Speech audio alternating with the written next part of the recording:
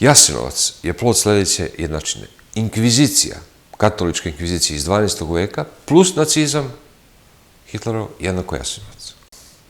Dobro večer, ja sam Miloslav Samardžić, gledate YouTube kanal Pogledi. Tema današnje emisije jeste igrani film Dara iz Jasenovca. To je jedan od najgledanijih filmova u posljednje vreme, zato što je istovremeno emitovan na radioteleviziji Srbije, na radioteleviziji Republike Srpske i na jednoj televiziji u Crnoj Gori. Film Dara iz Jasenovca je prvi igrani film o Jasenovcu i zbog toga je, dakle zbog velike gledanosti, i zbog toga je izazvao veliku pažnju. Bilo je mnogo kritika, bilo je mnogo različitih mišljenja. Izdvojio bih dva za početak, dve kritike.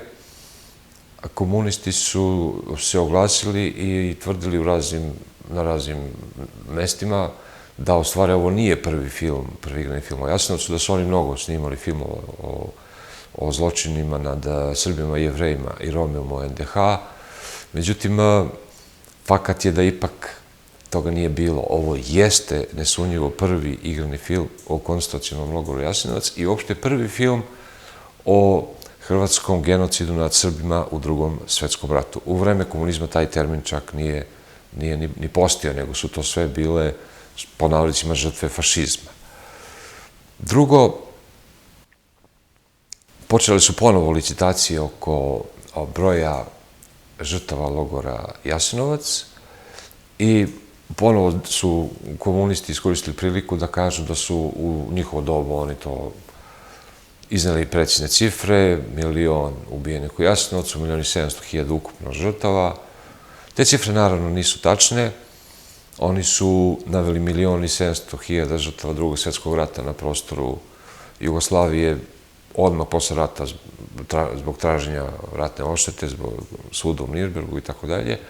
Ono što je glavno, oni nikada nisu sproveli popis žrtava Drugog svjetskog rata, a samo to se računa. Tako oni nisu napravili ni popis žrtava, nisu ni Mauthausena, ni Auschwitza, ni Dachaua, gdje je bilo mnogo manje ubijenih, po nekoliko desetina hiljada, ali manje odnosno Jasenovac, a naročito nisu napravili spisak žrtava Jasenovca. Također oni su zabranjivali iskopavanja, počelo su 1960. godina, profesor Srboljub Živanović je rukovodio tom ekipom, da se na taj način utvrdi broj žrtava, da se izbroje, dakle, posmrtni ostaci. To je stopirano. Onda tek 1991. godine je otkopana prva jama. Pošto je Jasenovac samo od jedno od stratišta, bilo je mnogo kraških jama na tom potezu od Hercegovine pa gore na severozapad do Slovenije. To je bila jama Prebilovci, u selu Prebilovci u Hercegovini, otkopana je ta jama 1991. Bio je prenos na televiziji, koliko se sećam, preko 1000 kostura je iz te jame izvađeno i jedan stari čovjek je tom prilikom preminuo kada su izvađene kosti njegovih, pa ne mogu reći predaka, jer on je tad bio dete, možda njegove braće i sestara, roditelja. Sećam se vrlo dobro da je tom prilikom u Hrvatskoj bio aktuelan vic, ako je to uopšte vic. Kad neko kuće kopa kosti negde, oni kažu, a eno ga Srbin. To je, dakle, bilo je i u štampi mnogo podsmevanja, u hrvatskoj štampi na račun Srba, povodom tog vađenja kosti. Dakle, jame su te zabetonirane i pisalo da su tu žrtve fašizma. Uopšte nije niti pisalo ni ko su dželati, ni ko su žrtve. Sada, kada je prošlo dosta vremena, ispostavilo se, ono što naravno istoričari su uvijek i znali, da je najvažniji podatak ime i broj. I ispostavilo se da postoji spisak od svega 85, uslovno rečeno svega, 85.000 Srba ubijenih u Jasenovcu, tako da prosto u hrvatskoj nauci, u hrvatskoj javnosti se smatra, eto, to je konačan broj. Šta više, ja sam imao prilike da pričam sa više istoričara u Beogradu iz državnih ustanova, oni nezvanično, neki to, mada manji broj za sada, kažu javno, oni smatraju da je u NDH ubijeno oko 140.000 Srba i da je sve drugo preterivanje, dakle, uključujući i koncentracioni logor Jasenovac. Mogu vam reći da za sada ostajem pri onim dokumentima koje je, recimo, objavio italijanski istoričar Marco Aurelio Rivelli u knjizi Nadbiskup genocida misleći na Stepinca, da je do jeseni 1943. godine prema italijanskim i prema nemačkim dokumentima u NDH ubijeno preko 750.000 Srba. Sad, bilo bi dobro da države Republika Srbija i Republika Srpska nastave popis, jer popis je, ja imam veliko iskustvo u popisivanju žrtava komunizma. Mi smo ranije mislili da to naravno nije toliko važno i tako da smo insistirali na opisima tih zverstava njihovih, kad su upali u Kragujevac, kako su svirep način ubijali ljude. Međutim, bio je neki list u Kragujevcu, zvao se LID, glasilo Socijalističke partije Srbije, i bila neka polemika sa njima. Ja sam učestvovao s jedne strane, a mislim da je predsjednik Sugmara s druge strane. I oni kao, kakvi hiljade, neki zločinci su ubijeni, samo neki saradnici okupatora. Gde su te hiljade? I onda u sledećem svom odgovoru navedem 50-ak imena. To je one imena koja svi stari Kragujevčani znali, od predsjednika opštine, načelnika SEZ-a, taj glavni inženjer za vodovod, recimo, ljudi koji su svi poznavali. A oni kažu, pa eto, 50 je ubijen. Onda se potrudim i od svih istraživača i ono što sam ja još uspeo da sakupim, pokupim podatke od svih istraživača i to bude negdje 356 imena. I onda oni kažu, pa 356, ali nisu hiljade, kakve hiljade? Prošle su od tada godine, taj list je odavno ugašen, još kad je ovde SPS izgubio vlast. Umeđu vremenu mi smo nastavili istraživanje. Drugi, ja sakupljam i šta drugi pronađu, pa naravno navodim te druge kao izvor. Umeđu vremenu došli smo do 1380 osoba ubijenih od strane komunista na teritoriji Kragujevačkog okruga i naravno poznato je da ima više hiljada nestalih osoba. Hoću da kažem, sada je to mnogo, mnogo teže. Taj proces dolaska do 1380 imena je trajao, boga mi, 15-20 godina. Država odbija, kad je popis stanovništva, da se sprovede. To je najjednostavnija metoda, da se uvedu 2 dodatne rubrike, žrtve u stvari nekoliko dodatnih rubrika, žrtve od Hrvata, od Nemaca, od Bugara, od Albanaca,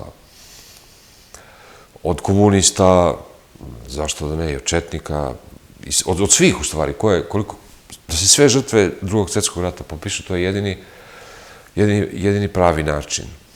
I još jedan zanimljiv podatak, kada sam tragao za žrtvama komunizma u Kragujevačkom okrugu, u selu Guncati, jedna osoba koji su bili komunisti, imali mi na spisku, vođena je kao žrtva Jasenovca. Znači, na tom komunističkom spisku žrtava Jasenovca oni su stavili i čoveka iz sela Guncati kod Kragujevca u opštini Knić, koga su ubili komunisti. Oni su ga ubili pa ga stavili na spisak žrtava Jasenovca. Čisto profesionalno gledano, ne bi trebalo da je teško saznati, za autore filma, saznati atmosferu u koncentracionom logoru kao što je bio Jasenovac, zato što postoji mnogo fotografija žrtava i postoji mnogo fotografija logora. Postoje čak i filmovi koje su snimali ustaše, autentični dokumentarni filmovi iz Jasenovca. Mi smo u Jugoslovenskoj kinoteci, Jugoslovenska kinoteka u Beogradu, jedan arhiv Jugoslovenske kinoteke, jedan od najvećih arhiva te vrste u Evropi. I mi tamo za naše filmove, dokumentarne filmove, produkcije Pogleda, otkupljujemo te stare, dakle, filmove koje koristimo u našim dokumentarcima, pa smo tako nabavili i film o Jasenovcu. za dokumentarni film Vojvoda Jevđević, koji trenutno pripremamo. I deo tog filma smo koristili za dokumentarni film Vojvoda Đujić, što je genocid, hrvatski genocid nad Srbima, bio bitan faktor za ponašanje četničkih komandanata u zapadnim krajevima i naravno samog generala Draže Mihajlovića, jer je on odmah, baš zbog tog genocida, prvi, kao odredio svoj prvi ratni cilj, a to je borba u NDH protiv hrvatskih formacija da bi se zaustavilo ubijanje Srba, Jevreja i Roma. Tako, vi ćete sada na ekranu videti kraći insert tog filma na kome se vide deca u Jasenovcu. Dakle, to je autentični film gde su deca u hrvatskom logoru. Dobro, a sada ćete videti film, isto autentični film iz Drugog svjetskog rata koji su snimali ustaše. Film na kome se vide logoraši.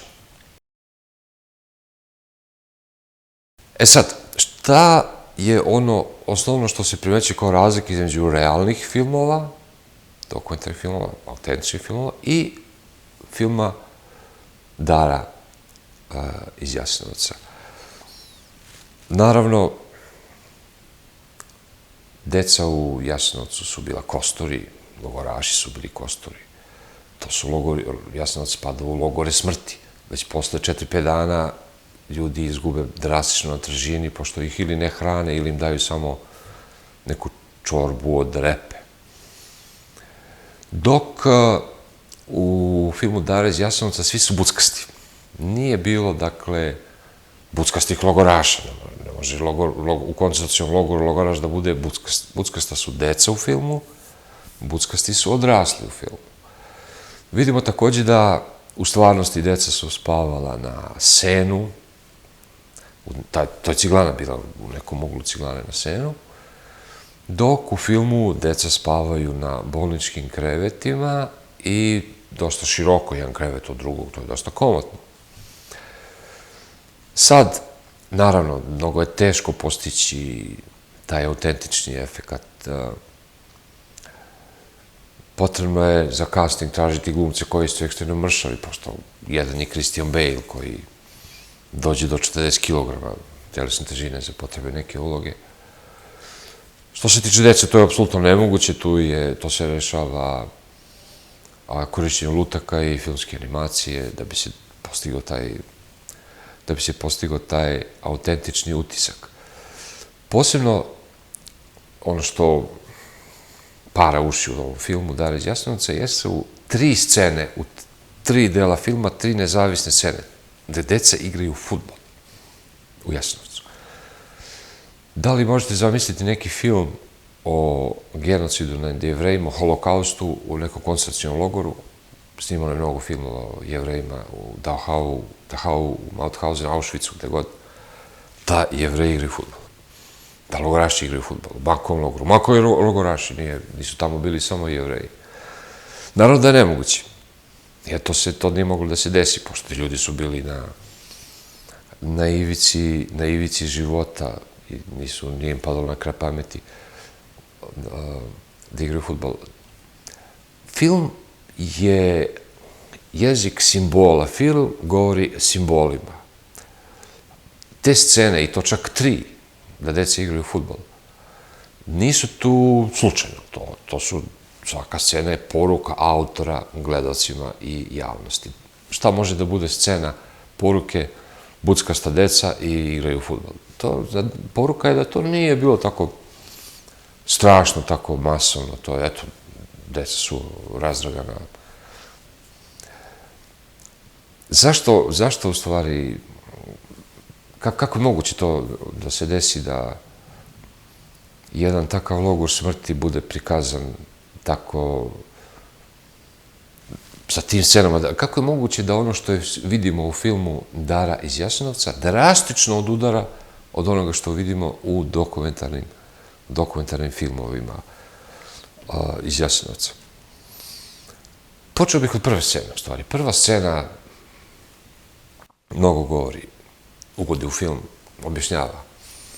To je kada ustaše sprovode logoraše i sad sa strane jedna beba u koloniji je bolesna i sa strane dve Hrvatice gledaju to, psuju Ustaše, mrze Ustaše, predstavnici Hrvata, dakle, govore.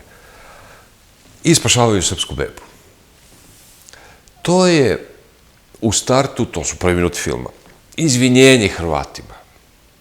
Niste vi, to je neka grupa fanatika bila, nemate, Hrvati s njim nemaju ništa. Uostalom, mi smo tako i učili u Titovoj Jugoslaviji, da, recimo, bilo je klasično da su u Jasenovcu Srbe ubijale Ustaše, a u Kragujevcu Nemci.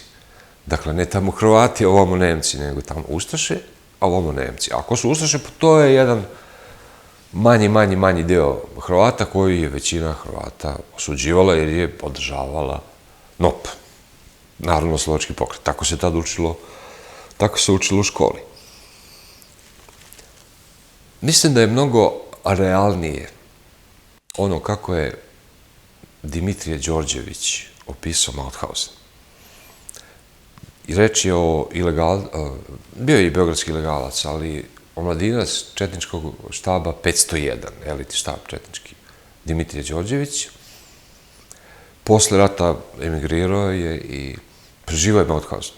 Naravno, emigrirao je i postaje profesor istorije na Univerzitetu Santa Barbara u Kaliforniji. Postoji i akademik, Srpski akademij nauke i umetnosti u Beogradu, primili su ga jedini četnik, ne znam šta mu je to trebalo, da uđe u komunističku akademiju. Ona i danas komunistička, tek pre 20 godina, kada se to desilo, možete misliti kako je bilo.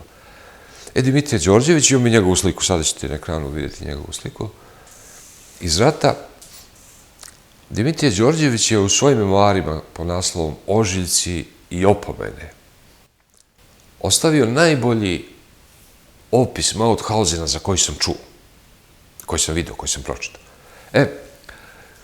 Samo ću da pomenem taj deo kad oni njih u nekim stočnim vagonima iz Beograda su ih transportovali, njega i druge četnike,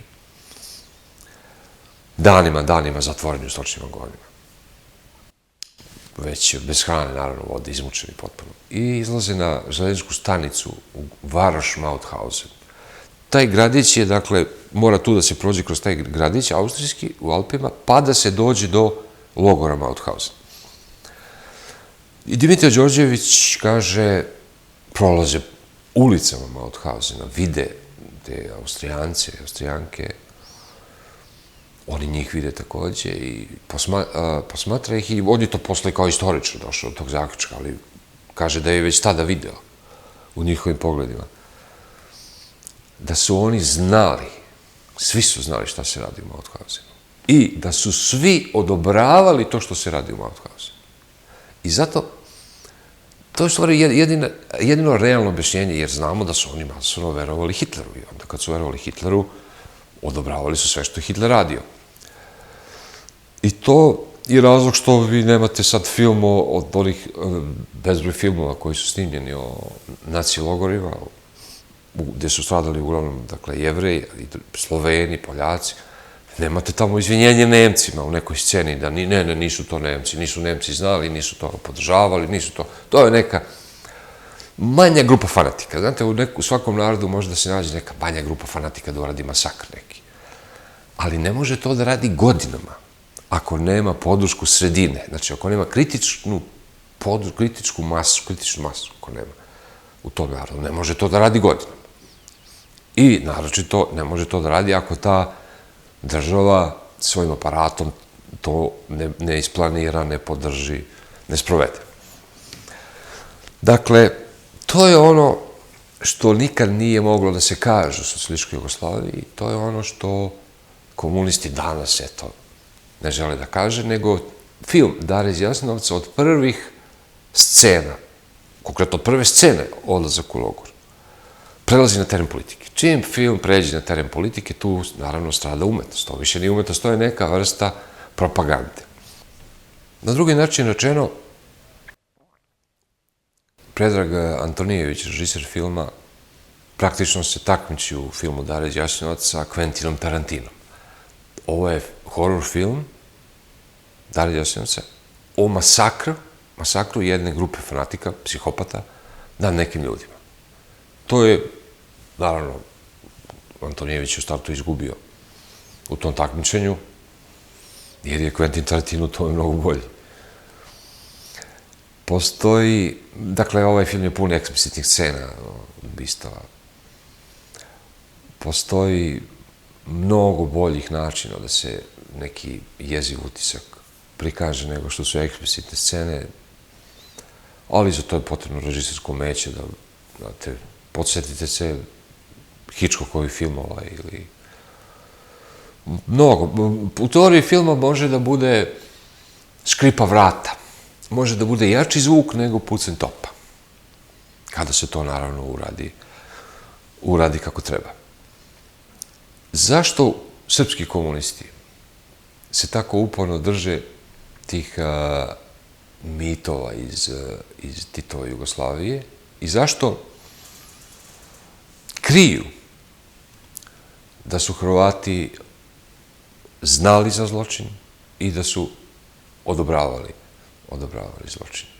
Kada je još davnih dana utvrđeno da je glavni krivac za ove zločine, za tako masovne zločine u NDH, Katolička Hrvatska crkva, odnosno Vatikan, jer to je još Viktor Novak, hrvatski istoričar, u svojoj knjizi Magnum Crimen, da su komunisti cenzurisali pa skrivali. Bio je kod Draže u Vrhovnom štabu, u stvari u Centralnom nacionalnom komitetu Kraljevine Jugoslavije, pri Vrhovnom štabu, jedan katolik, Đuro Vilović se zvao. On je u stvari bio obrazovani teolog, predatni pisac, Hrvat iz Splita. Negde piše da je Srbin katoličke vere, a negde da je Hrvat, uglavnom iz Splita. On je napustio Hrvatsku crkvu zbog tog zločina i bio je ogorčen saznanjem da u stvari preko 1000 sveštenika Hrvatske crkve učestvovalo u masakrima.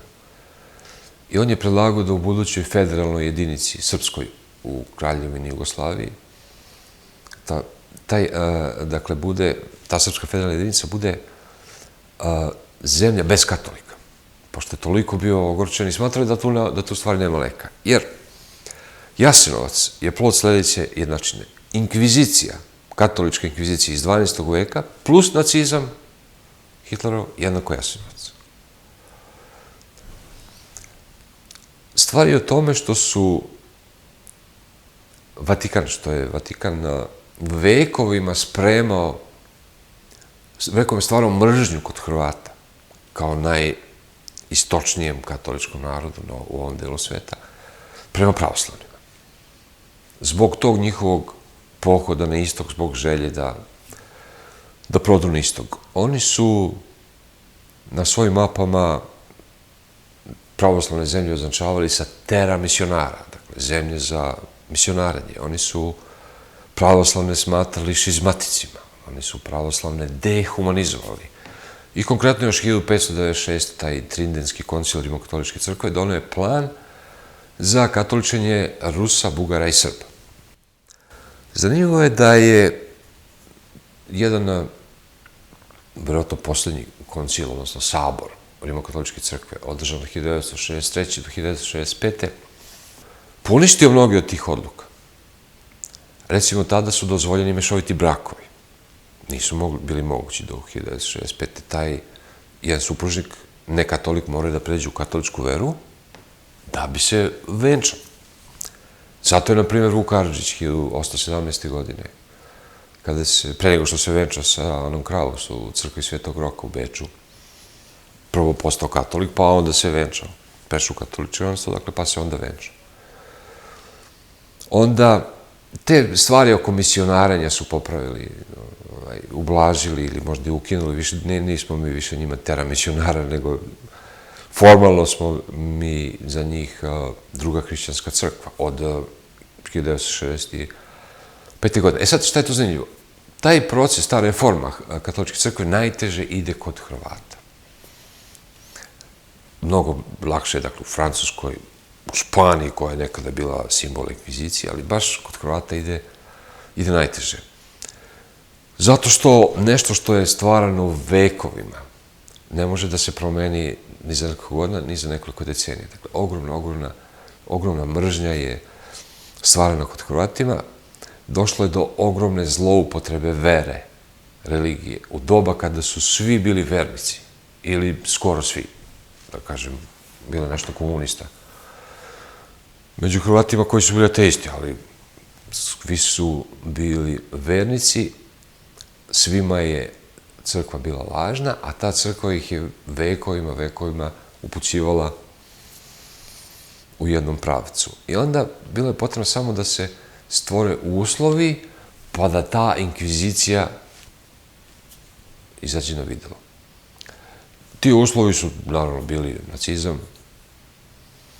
Nemci su sami imali, dakle, stvorili tu jednu ideologiju, ubitačnu ideologiju, taj nacizam, i oni su je proširili i na Hrvatsku, i Hrvatska država je prihvatila tu ideologiju, opet masovno. Međutim, u nemačkim planovima nije bilo istrebljenje Srba. Oni su imali istrebljenje Jevreja i istrebljenje Roma kao cilj, ne istrebljenje Srba. Sad, Hrvati su to proširili i na Srbe. Baš u vezi sa Nemcima je i najskandaloznija scena u filmu Dara iz Jasenovca, ona kada jedan Nemac, zgrožen načinom na koji ustaše ubijaju Srbe, povraća. I drugi Nemac izlazi za njim i kaže mu dobrodošao na Balkan. To je vrlo jaka simbolika za nekog stranca, naročito. Ja ne verujem da to našim gledalcima nešto znači u Srbiji, ali ovaj film je imao velike ambicije, on je kandidovan za Oskar i sreća što nije prošao, pa bi ga video cijeli svet. I onda tu scenu oni bi ovako tumačili.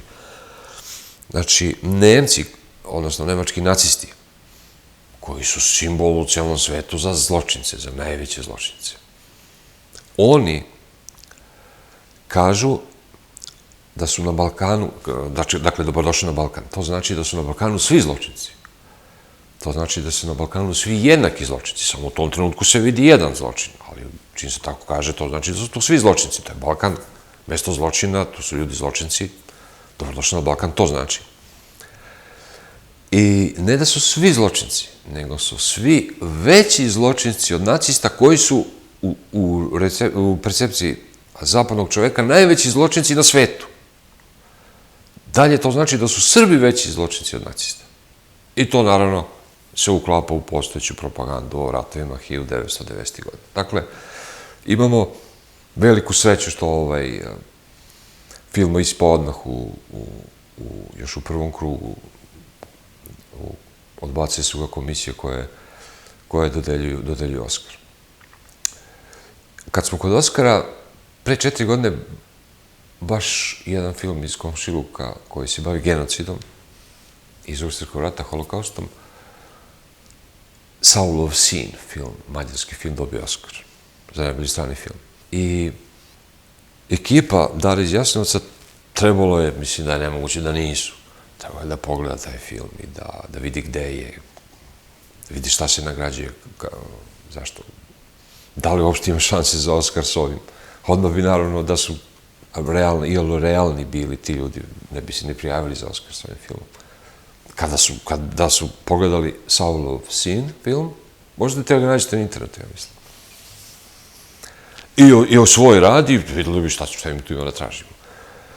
U filmu Saulov sin, dakle, ne samo što nema politike, te izvinjenje nekome ili politička korektnost neka, za neku stranku vezano, to njih uopšte ne zanima, nego su prosto hteli da prikažu taj užas na umetnički način i puno to ima i umetničkih inovacija. Ono što odmah pada, paralela koja se odmah vidi, jeste, to su ciglane, dakle ciglana je bila u Jasenovcu, ciglana je bila u Mađarskoj, ovamo gde se dešava radnja filma Saulov sin. Dakle, odmah je mračno, zato što u Ciglani naravno mračno. Nije sigurno bilo ovako reflektori, kao što je ovaj ogroman reflektor ispred mene. Dok u filmu Dara iz Jasenovca ima previše svetla. Ne može horor, čak ni horor, to jeste horor film, ali u ljubavnom filmu je prikladno svetlo. U filmu gde je konclogor, gde su grozote, naravno da mrak, polumrak. Dakle, taj filmski jezik. Onda u filmu Saulov sin odmah dobijete onaj klaustrofobični osjećaj, pošto su te ciglane, naravno, uski su ti hodnici, jer u ciglanama je naravno usko, ti hodnici služe, valjda da se loži, da bi se gore pekla cigla. Dok u filmu Dara iz Jasenovca ima prostora koliko hoćete. Opet, to dovodi do utiska da ovamo u filmu Saulov sin ima tu mnogo logoraša, da je zločin masovan, da se mnogo ljudi ubija. Jer čim je mali prostor i kad je malo ljudi, stiče utisak da ih je mnogo. U Jasenovcu se stiče utisak, Dara iz Jasenovca, u filmu Dara iz Jasenovca stiče se utisak da tu nekih 50-ak logoraša ima, eto, na tim širokim poljanama, u tim širokim hodnicima, čak i kada unutrašnje one prostorije i kad nije bolnica, kad nisu ti široko postavljeni kreveti u bolnici, čak i kad je u nekom uglu, opet je to mnogo prostora i mnogo svetla. Dok čak i prema ovim ciframa koje priznaje zvanična historiografija i u Hrvatskoj, mislim, 85.000 ubijenih u Jasenovcu, od kojih postoje imena 25.000 dece, koliko sećam, ubijene, ne sve u Jasenovcu, ali od strane hrvatskih formacija tokom Drugog svjetskog rata. To je moralo da bude mnogo više statista ili da se na neki način animacijama prikaže veća gužva u tom logoru i moralo je da, naravno, mnogo više ubistava je bilo, pošto nekoliko dana je radnja. Tamo videli smo jednu scenu ubistva dece, i to bolesne dece, u jednom podrumu. Tako da, eto, tu je poruka da oni su ubijali bolesnu decu samo. Međutim, nije. Pošto je broj ubijene dece preko 20.000, to znači svakoga dana 20 ubistava, pošto je ubijenih muškaraca mnogo više, odraslih i žena. To je znači mnogo više nego 20 dnevno. Dakle, svakodnevno su bila tu masovna ubistva, čak i prema tim niskim ciframa koje oni priznaju. Film ima happy end, za razliku, to je, eto, ta hollywoodska matrica, pošto režiser je bio u Hollywoodu i stalno se tako reklamira. Ne kažem da se on lično reklamira, ali onda neki drugi reklamiraju, ali ne kažu da čovjek nije uspio u Hollywoodu. Znači, ne bi napravio ovakav film da je uspio napraviti dobar film u Hollywoodu. Ali eto, donao tu matricu da mora da bude happy end. Mnogo je bolji bio scenarij Lordana Zafranovića za film o Jasenovcu, koji nikada nije prošao te konkurse. Zato što je bio dobar, očigledno, ostavio bi jak utisak, jer taj jeziv utisak koji ostavljao taj mađarski film Saulov sin je nešto što je realno za kada se pravi film o konclogoru, naravno. A taj happy end je vezan za Dijanu Budisavljević. Oni su Hrvati prošle godine snimili poseban film, ili pretprošle. Ona se i ovde predstavlja kao spasilac i ona, dakle, spašava Daru i njenog brata. A otac istovremeno beži, otac je u logoru najduže i sve vreme je, dakle, pun snage mišića, tako da uspeva da pobegne. Realnost bi bilo da one ustaše, stražari budu buckasti, a logoraši, naravno, kosti kože. Tako da, ponovo nije prikazana realna uloga Dijane Budisavljević, drugim rečima nije rečeno da je ona od strane hrvatske vlade određena za sprovođenje hrvatskog državnog plana, koji podrazumeva 1/3 Srba ubiti, 1/3 proterati, 1/3 pokatoličiti. Ona je, dakle, bila određena za sprovođenje ovog trećeg dela hrvatskog plana. Tako da svako ko hvali Dijanu Budisavljević posebno hvali Antu Pavelića, jer je ona radila za Antu Pavelića i sprovodila plan Ante Pavelića. Sad to spašavanje dece s njene strane kako je opisano u filmu, nije to spašavanje bilo u pravom smislu reći. Oni su, dakle, janičare. To je poslednji primer janičarske te prakse koji su bili kod cijeli srednji vek od Turaka. Sada opet srednji vek u Hrvatskoj, 1941. 1945. godine. Oni su birali zdraviju decu i odvodili u hrvatske porodice da ih one usvajaju i da ih pretvore u Hrvate. To je, dakle, ta trećina predviđena planom. I Dijana Burisavljević je to radila. Trebalo je prikazati, recimo, njen sastanak sa Pavelićem, da ona se dogovara s Pavelićem oko toga. A to ulepšavanje, mislim. Sad, film Lordana Zafranovića koji nije snimljen nikada, dakle, ali poznat je scenario, je u tom filmu u posljednjoj sceni jedno od te dece koji su Hrvati ubili roditelje, pa dete odveli u hrvatsku familiju bez dece i sad vaspitavaju ga, malo Hrvata prave. I sad, tom detetu gine otac ustaša u filmu Lordana Zafranovića, a ovo dete neutešno plače. Zato što već za godinu, dve, dete je postalo janičar. I plače za sudbinom ustaše koji mu je ubio roditelje. To je jak film, to je jak scenarij i to je jak završetak i to. I naravno poklapa se sa istorijskim događajima. Nije obavezno da se svaki umetnički film poklapa sa istorijskim događajima, naravno, ali u situaciji kada su ti događaji dobro poznati, kada se koriste autentična imena, drastično je smanjen manevarski prostor autorima. Isto tako, u ovom filmu ponovo nije moglo da se prođe bez afirmativnog pominjanja partizana. A partizani su poslednji koji bi trebalo da se afirmativno pomenu u jednom filmu o Jasenovcu. Zašto? Zato što zbog njihovog dejstva je taj Jasenovac toliko ljudi ubio i zbog njihovog dejstva je toliko dugo radio.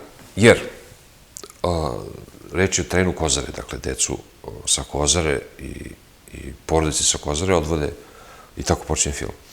Dara iz Jasenovca. Tu, u leto 1941.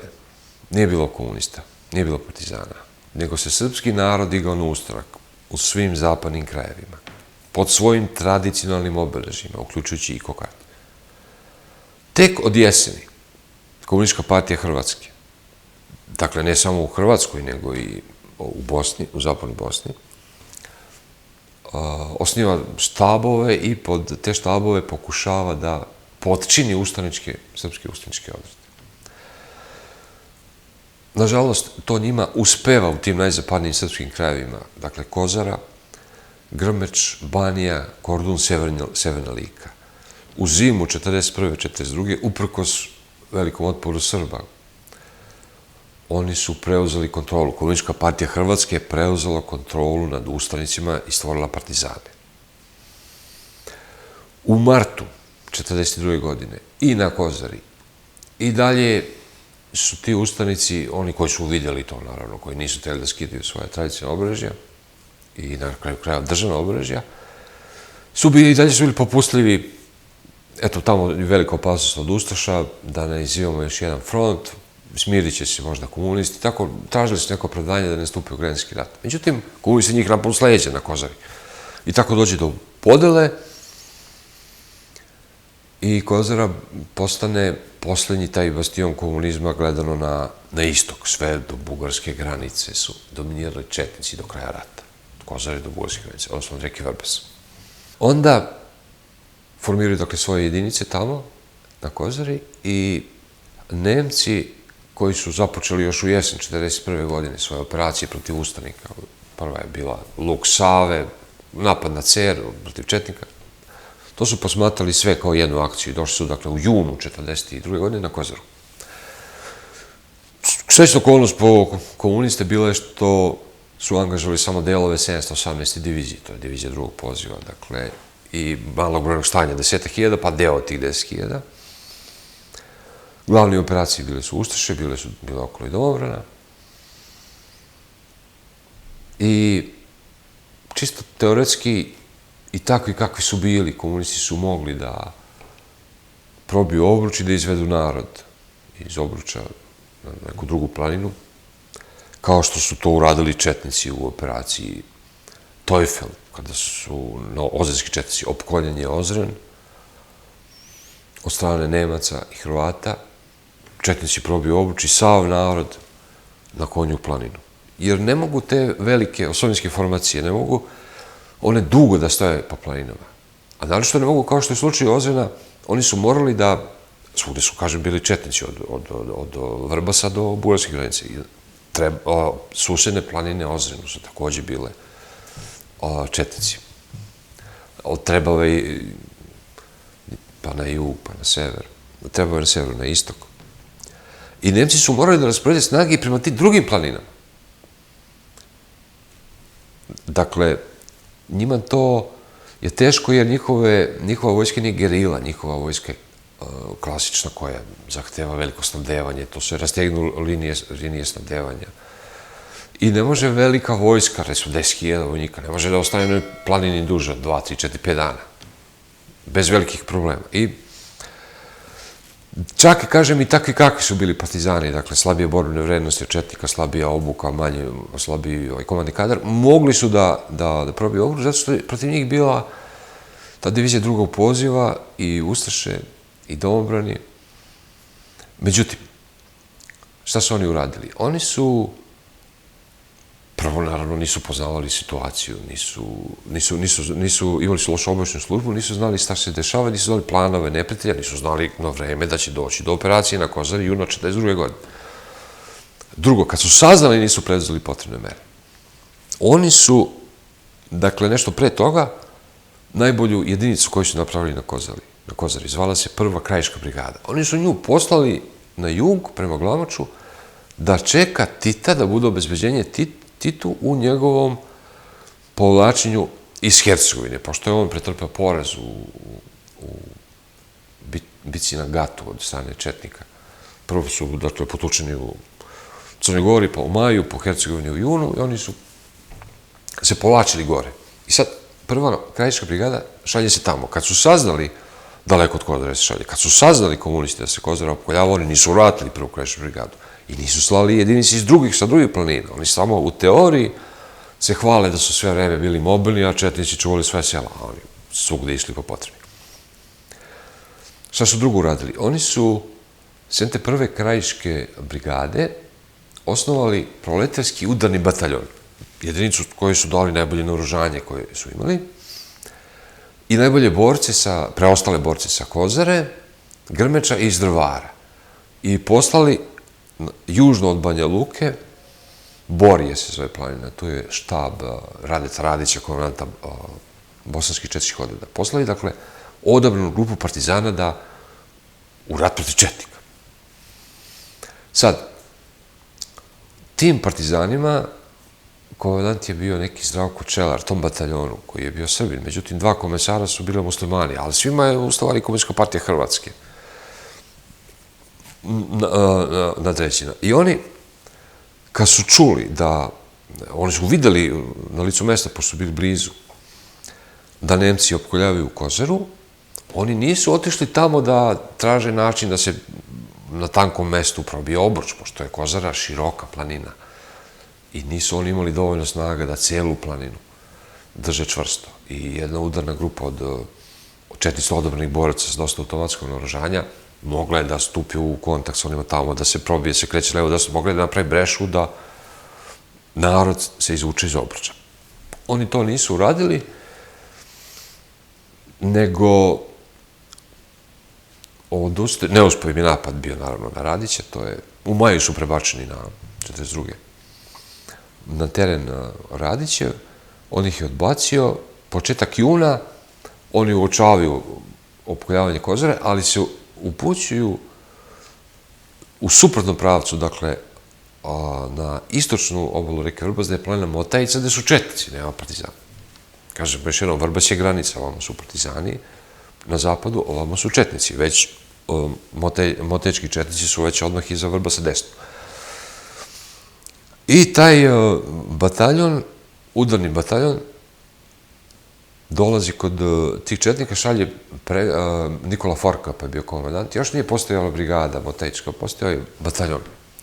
Mislim da se zvao knez Arsen. Šalju pregovarače, oni nisu znali da njih goni Rade Radić sa svojom grupom od 600 odabranih četnika. Nisu ni znali da je počeo građanski rat. Još tu nije bio građanski rat, nego oni kao po neku priču, mi smo Srbi, i vi, kao i vi, hajde, samo nas pusti da prođemo. I oni ih puste, četnici sa Motajice. Oni odu kod Ustaša. Pošalju jednog kurira, Ustaša koji su, dakle, držali su tad Srba su oslobodili četnici tek u jesen 42. Ali to je jun, početak juna i dalje Srba drže Ustaše, a jedna njihova,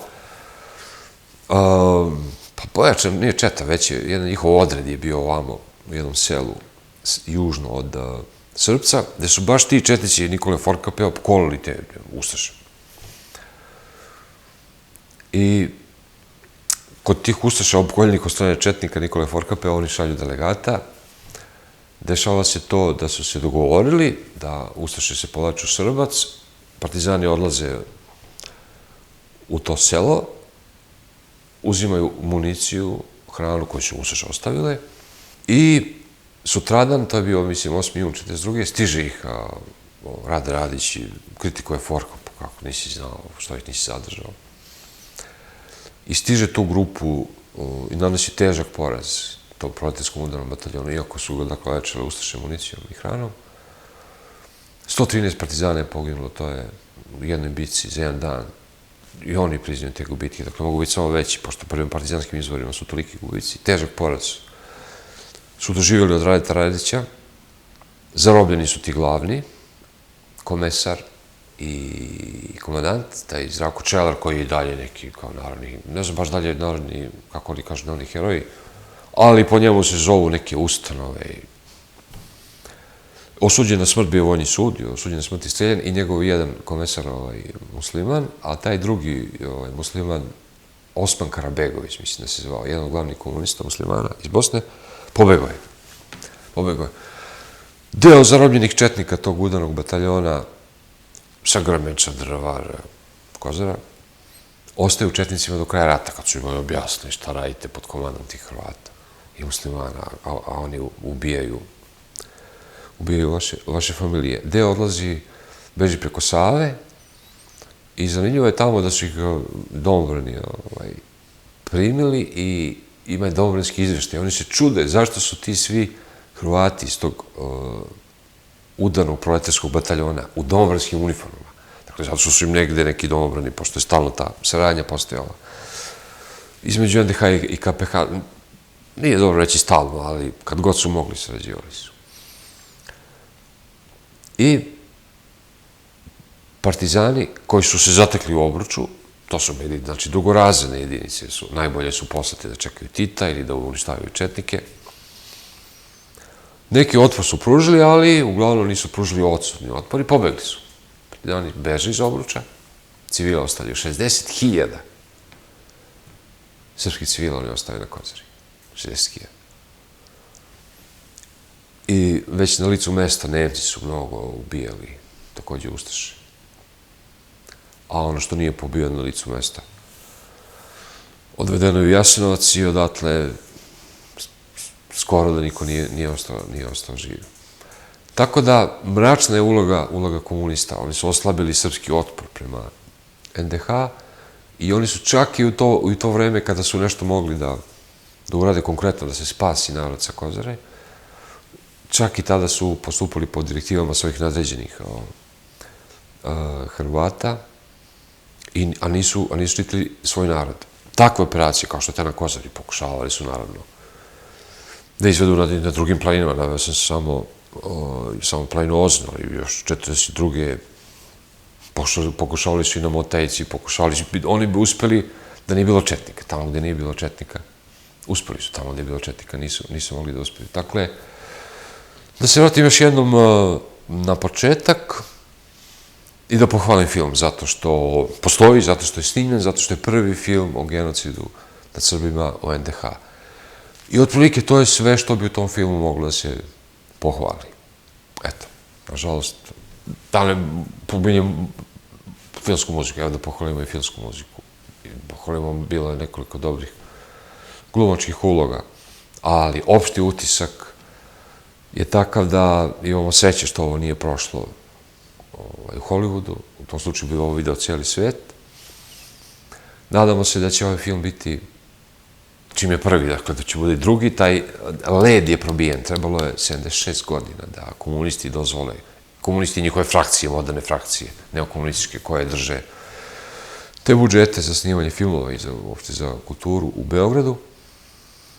Dozvolili su posle toliko vremena da se snimi jedan film, nadamo se da će uskoro da bude drugi, treći, četvrti i da će oni biti i profesionalniji i dokumentovaniji. Toliko za ovu emisiju.